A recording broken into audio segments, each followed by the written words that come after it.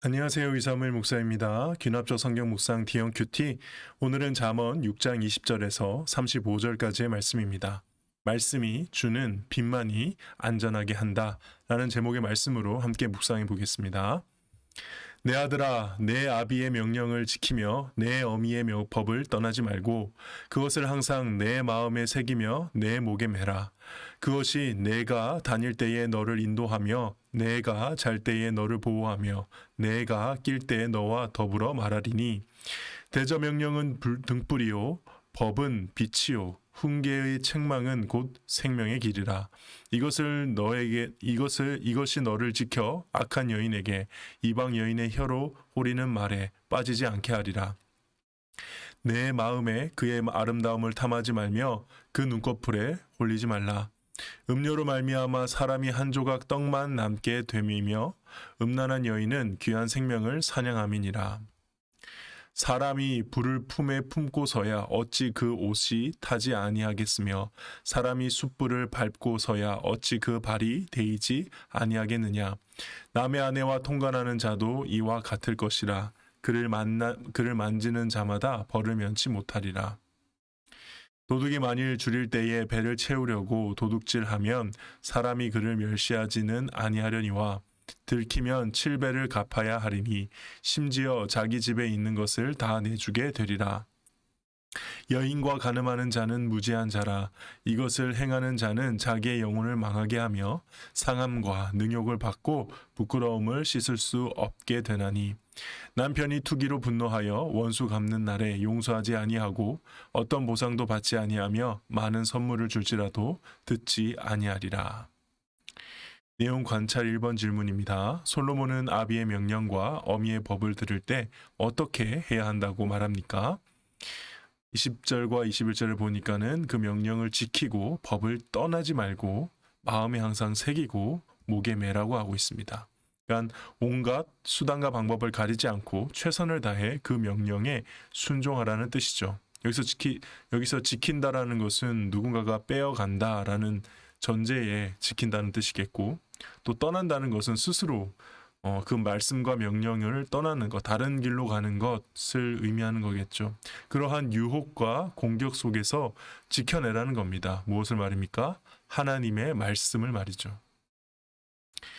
솔로몬은 아름다움을 탐하는 것과 간음에 대해서 어떻게 말합니까?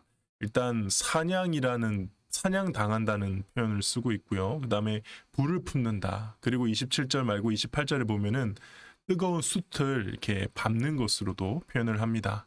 그리고 무지한 것, 영혼을 망하게 하는 것, 상하는 것, 능욕, 부끄러움 이런 것들로서 간음에 대해 묘사하고 설명하고 있죠. 한마디로 말해 비참한 결과가 정해진 아주 가장 어리석은 죄악이 간음이다. 사랑하는 아내, 사랑하는 남편을 두고 다른 여자 남자를 탐하는 것이다. 이렇게 그것이 바로 비참한 결과가 있는 간음이다라고 말씀해 주고 있습니다. 연구와 묵상입니다. 솔로몬은 왜 명령을 등불로 법을 빛으로 훈계의 책망을 생명의 길이라고 설명을 할까요?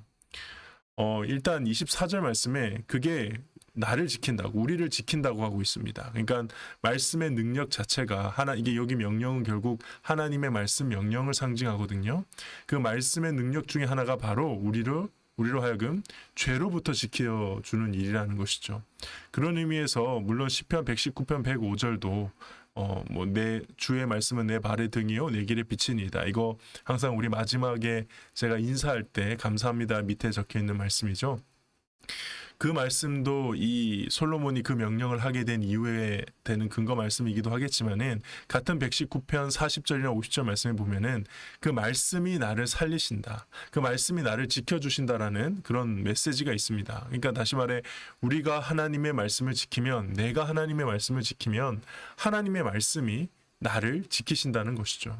그래서 이 말씀을 붙들고 말씀에 순종하고 말씀을 따르는 이 길이, 말씀을 지키는 이 길이 다름 아닌 하나님 좋으라고 하는 게 아니라 정말 이 세상 가운데 나를 지키고 나를 보호하고 내가 살아나는 길이라는 것을 솔로몬은 강조해 주고 있는 것입니다. 하나님의 말씀을 지키는 것이 자신을 지키고 보호하는 길이라는 말씀을 통해 무엇을 느낍니까?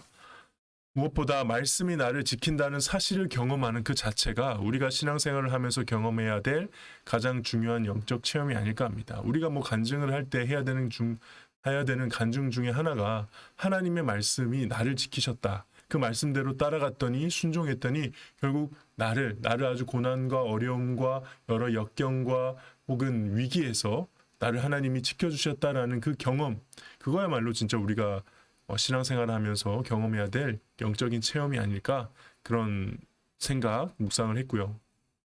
두 번째는 하나님의 말씀을 소중히 여기며 그대로 순종하고자 하는 것은 결코 쉽진 않지만 그렇다고 해서 불가능한 일은 아니다라는 겁니다. 왜냐하면 우리에게는 기록된 말씀 성경이 있고 결국 이 성경을 가까이 함을 통해서 우리가 하나님 말씀을 소중히 여기고 죄로부터 멀어지는 일들이 가능하다는 것이죠. 그러니까 불가능하다, 죄를 짓는 것이 마치 당연한 것처럼, 죄를 이겨내는 것이 불가능한 것처럼 얘기해서는 안 된다는 겁니다. 그리고 세 번째는 어떤 면에서 신앙생활은 산수인 것 같습니다. 그래서 말씀을 더하면 더할수록 하나님의 보호하심이 더해지는 것이고요.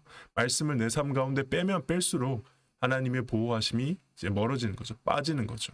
그래서 결국 신앙생활은 정직한 산수, 내가 하나님의 말씀을 가까이 하는 것만큼 나한테 큰 유익이 있는 그런 것이 아닐까, 그런 묵상을 해봅니다. 안목의 정욕에 빠져 죄의 길로 들어설 뻔한 경험이 있다면 언제입니까? 아무래도 제가 기억하고 있는 것보다 훨씬 많은 경우에 죄의 길로 들어설 뻔한 위험천만한 일들이 많았을 겁니다. 그 제가 어떻게 할 수 없는 상황들. 그러나 하나님의 말씀을 가까이 하는 시간들을 통해서 저도 모르게 진짜 하나님이 지켜주신 그 많은 일들이 있었겠다, 이렇게 개인적으로 깨닫고요. 생명의 말씀을 내 마음에 새기고 삶으로 지켜 빛 가운데 거하기 위해 무엇을 더 실천하겠습니까? 저희가 할 수 있는 것은 아무래도 다시 더 말씀과 가까워지기 위해서 뭐 큐티라든가 말씀 연구하는 시간을 더 가지는 거겠죠.